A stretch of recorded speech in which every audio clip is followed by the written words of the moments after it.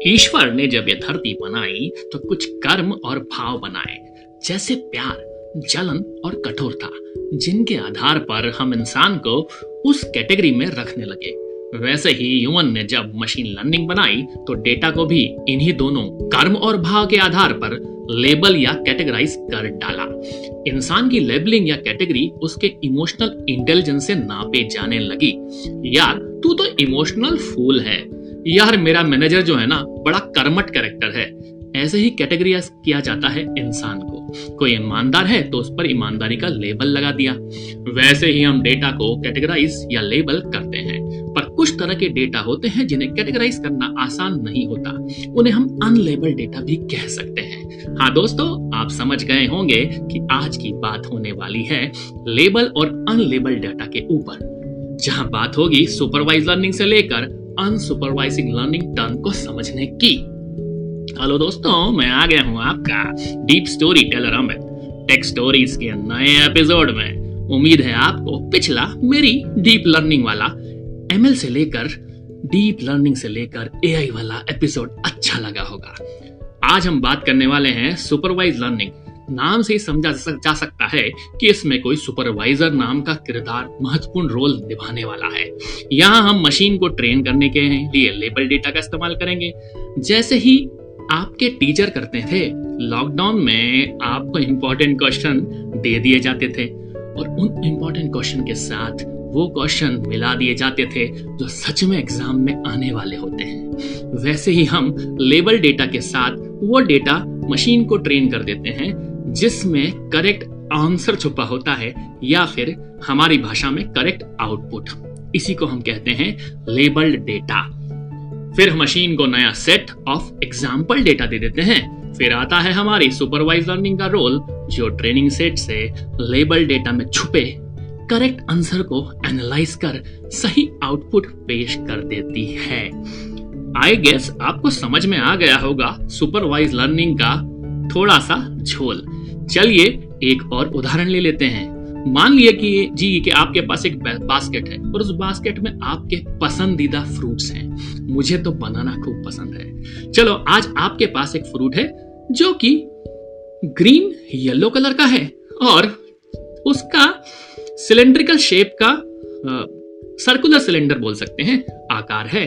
तो आप उस फ्रूट को बनाना नाम से लेबल करेंगे। ऐसे होती है लेबलिंग। और मानो कि हमारे पास एक ऐसा फ्रूट है जो कि रेड रंग का है, जिसका शेप राउंड है और ऊपर से थोड़ा गहरा है, तो उसको हम लोग एप्पल की संज्ञा से लेबल करेंगे।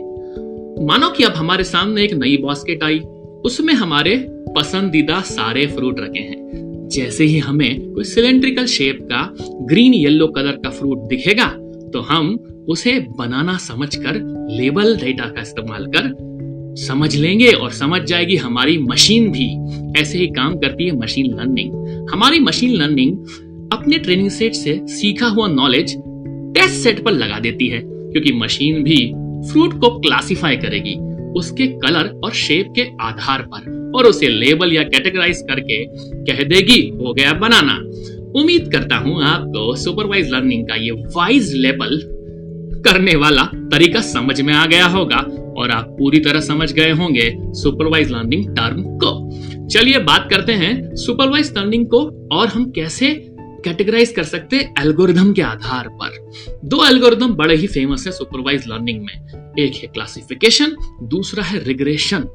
क्लासिफिकेशन तब यूज किया जाता है जब हम किसी को क्लास के आधार पर, जैसे रेड या ग्रीन, डिजीज है या नहीं है डिजीज, ऐसे कैटेगराइज कर लेते हैं। रिग्रेशन में हम आउटपुट वेरिएबल को रियल वैल्यू जैसे डॉलर या वेट से समझते हैं। ऐसे हम डिफाइन करते हैं हमारे एल्गोरिथम्स को। सुपरवाइज लर्निंग का जादू यूं ही नहीं ट्रेंड लेवल डेटा पे चलता है और सीखता है वो मशीन से और एनालाइज करता है उसी डेटा से और फट से दे देता है हमें आउटपुट, क्योंकि वो टैग्ड डेटा या लेबल डेटा होता है। उम्मीद है आप समझ गए होंगे कि हमारे पास कितने तरह के एल्गोरिथम हैं, जिनके कई प्रकार भी हो सकते हैं, जैसे regression, logistic regression, classification, naive based classifiers या फिर K nearest neighbours, decision tree और SVM सपोर्ट वेक्टर मशीन, हे भगवान इतने सारे। हाँ, इन सब की बात होगी डिटेल में आगामी एपिसोड में, आसान तरीके से समझाए जाएंगे ये सारे एल्गोरिदम। चलो बात कर लेते हैं फायदे और नुकसान की, क्योंकि एडवांटेज और डिसएडवांटेज का ही तो दुनिया है। सुपरवाइज लर्निंग हमें अलाउ करता है, चलो अंग्रेजी में समझते हैं। Supervise learning allows collecting data and produces the data output from the previous experience. Second advantage, it helps you to optimize your performance criteria with the help of experience. और आखिरी, supervised machine learning helps you to solve various types of real world computational problems. उम्मीद है आपको अंग्रेजी में दिए गए ये तीनों एडवांटेज समझ आए होंगे। बात करते हैं डिसएडवांटेजेस की। जहां बन गया बिग डेटा, वहां हो जाएगा थोड़ा सा काम गड़बड़। तो यहाँ पे क्लासिफाई करने के लिए बिग डेटा को चैलेंजिंग टास्क है सुपरवाइज लर्निंग के लिए। Training for supervise learning needs a lot of computation time, so it requires lot of help of time. So जिसको चाहिए तुरंत इलाज, तुरंत रिजल्ट, उसके लिए थोड़ा सा बिग डेटा वाली बातें सुपरवाइज लर्निंग नहीं कर पा रहेगा काम। चलिए चलते हैं अपने नेक्स्ट किरदार यानी कि अनसुपरवाइज लर्निंग के पास। अरे अनसुपरवाइज लर्निंग एक यूपीएससी एग्जाम की तरह है, जहां कोई लेबल या कैटेगराइज क्वेश्चन नहीं आते हैं। बस उसके पैटर्न, समानता या असमानता के आधार पर हम बिना किसी प्रीवियस डेटा से टेस्ट देकर सही आउटपुट निकाल लेते हैं। अनसुपरवाइज लर्निंग भी कुछ ऐसे ही काम करती है। मतलब कि अनसुपरवाइज लर्निंग सिर्फ उन इंफॉर्मेशन के आधार पर अपना काम करती है जो ना तो लेबल्ड है, ना ही कोई उसकी कैटेगरी है। फॉर एग्जाम्पल, अगर हम मशीन को ऐसे इमेज दें जिसके एनालिसिस डॉग और कैट हैं, मशीन के पास कोई प्रीवियस लेबल डेटा नहीं है, इसलिए तो सिर्फ उसके पैटर्न्स के आधार पर, समानता और असमानता के आधार पर उसे दो भाग में कैटेगराइज कर डाला। फिर मॉडल का इस्तेमाल करके इन पैटर्न के आधार पर बता देगा कि इमेज में कितने डॉग्स हैं और कितने कैट्स हैं। अनसुपरवाइज लर्निंग हमेशा अनलेबल्ड डेटा से ही डील करने वाला है। वहीं सुपरवाइज लर्निंग को हम दो कैटेगरी में रखते थे जब हमारे पास क्लासिफिकेशन रिग्रेशन होता था, वैसे ही अनसुपरवाइज लर्निंग को हम कैटेगराइज करेंगे क्लस्टरिंग और एसोसिएशन में। थोड़ा टेक्निकल हो रहा है लेकिन हो रहा है मजेदार। क्लस्टरिंग प्रॉब्लम कुछ यूं होती है कि जब हमें एक विशेष समूह या ग्रुप का डेटा है जिनके सेम बिहेवियर करने वाले ग्रुप को ढूंढना होता है। जैसे मानो हमें कस्टमर्स को पहचानना है, उनके परचेसिंग बिहेवियर की कैटेगराइज के आधार पर हमें उन्हें कैटेगराइज करना है। एसोसिएशन तब इस्तेमाल की जाती है जब हमारे पास एक ऐसा रूल है जिसे हम वहां लगाते हैं जहां हमें अनुमान लगाना होता है कि फॉर एग्जाम्पल एक कस्टमर एक्स प्रोडक्ट खरीदे तो उसकी वाई प्रोडक्ट खरीदने की तलब की संभावना कैसी हो सकती है। अब बात करते हैं टाइप्स ऑफ अनसुपरवाइज लर्निंग की। क्लस्टरिंग, जो कि एक तरह का पार्शनिंग भी हो सकता है, एक्सक्लूसिव क्लस्टरिंग भी होता है, या फिर एग्लोमरेटिव क्लस्टरिंग भी होता है। ओवरलैपिंग या प्रोबेबिलिस्टिक, नाम बड़े खतरनाक हैं, पर मैं आप लोगों को वादा करता हूं कि सारे क्लस्टरिंग आसानी से आप समझ पाएंगे। और भी प्रकार होते हैं, कुछ K means clustering, PCA principal component analysis, singular value decomposition, independent component analysis और हियरार्की बेस्ड या हियरार्किकल क्लस्टरिंग। इतने तरह के होते हैं क्लस्टरिंग के टाइप्स।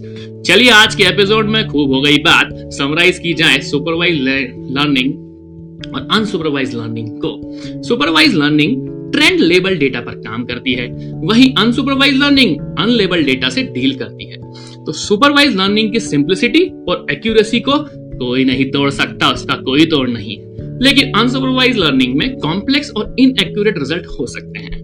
उम्मीद है आपको सुपरवाइज और अनसुपरवाइज लर्निंग वाला ये बाइट साइज का एपिसोड पसंद आया होगा। तो लेता हूं आपसे विदा, तब तक आप मेरे पॉडकास्ट टेक स्टोरी का मजा लेते रहें, सुनते रहें डीप स्टोरी टेलर अमित को, टेक स्टोरीज, गाना, जियो सावन, स्पॉटिफाई, anchor.fm/IoT अमित, और वॉइस मैसेज देना ना भूलें क्योंकि फीडबैक तो लगेंगे, और कैटेगराइज करें मुझे भी कि मैं किस तरह का पॉडकास्टर हूं।